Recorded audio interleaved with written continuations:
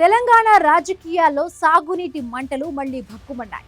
Pending ప్రాజెక్టులను యుద్ధ ప్రాతిపదికన పూర్తి చేసి రైతులకు నీళ్లిస్తామని కాంగ్రెస్ ప్రభుత్వం చెబుతుంటే, కృష్ణా జలాల్లో తెలంగాణ హక్కులను తాకట్టు పెట్టారంటూ బీఆర్ఎస్ తీవ్రస్థాయిలో విరుచుకుపడుతోంది. ఏపీకి నీటిని అక్రమంగా తరలించారని మాజీ మంత్రి జగదీష్ రెడ్డి ఆరోపిస్తూ ఉంటే, దానికి మంత్రులు ఉత్తమ్, కోమటిరెడ్డిలు కౌంటర్లు ఇస్తూ ఉన్నారు.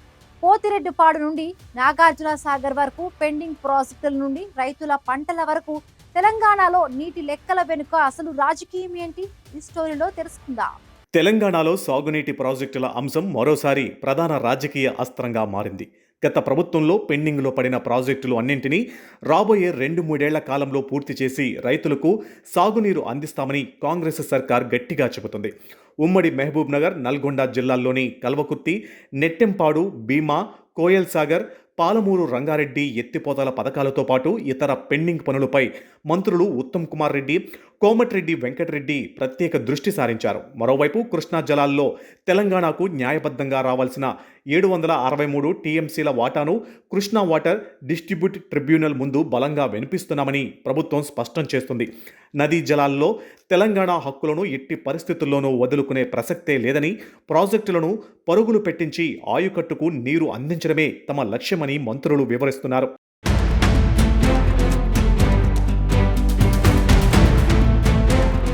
ప్రభుత్వ ప్రకటనలను బీఆర్ఎస్ సీనియర్ నేత, మాజీ మంత్రి జగదీష్ రెడ్డి తీవ్రంగా తిప్పికొడుతున్నారు. మంత్రులు ప్రచార ఆర్భాటాలకే పరిమితమవుతున్నారని, క్షేత్రస్థాయిలో తెలంగాణ నీటి హక్కులను కాపాడడంలో ఘోరంగా విఫలమయ్యారని ఆరోపిస్తున్నారు.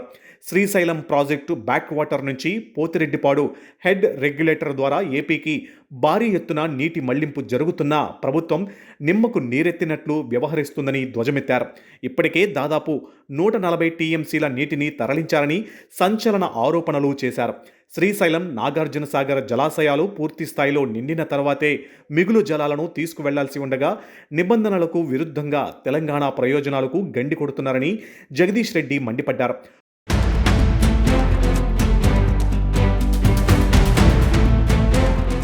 ఉమ్మడి నల్గొండ జిల్లాలోని నాగార్జున సాగర్ ఎడమ కాలువతో పాటు లో లెవెల్ కెనాల్కు తక్షణమే నీటిని ఎప్పుడు విడుదల చేస్తారో ప్రభుత్వం స్పష్టం చేయాలని ప్రతిపక్షం నిలదీస్తుంది.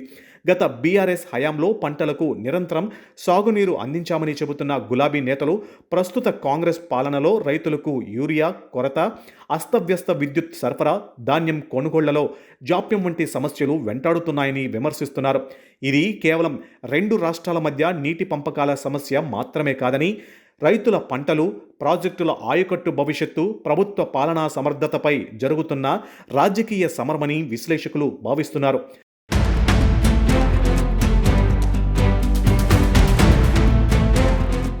ప్రతిపక్షం చేస్తున్న విమర్శలకు ప్రభుత్వం పనుల ద్వారానే సమాధానం ఇస్తుందని కాంగ్రెస్ శ్రేణులు ధీమా వ్యక్తం చేస్తున్నాయి.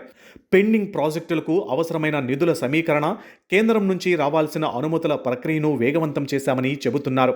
అయితే ప్రతిపక్షం మాత్రం కేవలం మీడియా ప్రకటనలతో కాలం గడపకుండా ప్రాజెక్టుల వద్ద క్షేత్రస్థాయి పనులు చేసి చూపించాలని డిమాండ్ చేస్తుంది.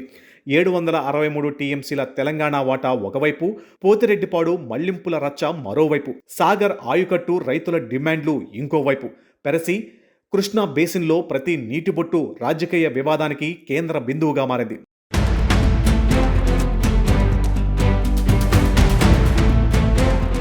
మొత్తానికి తెలంగాణకు దక్కాల్సిన కృష్ణా జలాల వాటా ఎంత? పోతిరెడ్డిపాడు ద్వారా జరిగిన నీటి తరలింపుపై ప్రభుత్వం ఎలాంటి చర్యలు తీసుకుంటుంది? సాగర్ ఎడమ కాలువ రైతులకు సకాలంలో సాగునీరు అందుతుందా లేదా అన్న ప్రశ్నలు రాజకీయ వర్గాలలో ప్రకంపనలు సృష్టిస్తున్నాయి. రాజకీయ విమర్శలు ఎలా ఉన్నా పంట పొలాలకు నీరందితేనే అన్నదాతకు మేలు జరుగుతుంది. మరి ఈ సాగునీటి రగడ రాబోయే రోజుల్లో ఎలాంటి మలుపులు తిరుగుతుందో వేచి చూడాలి.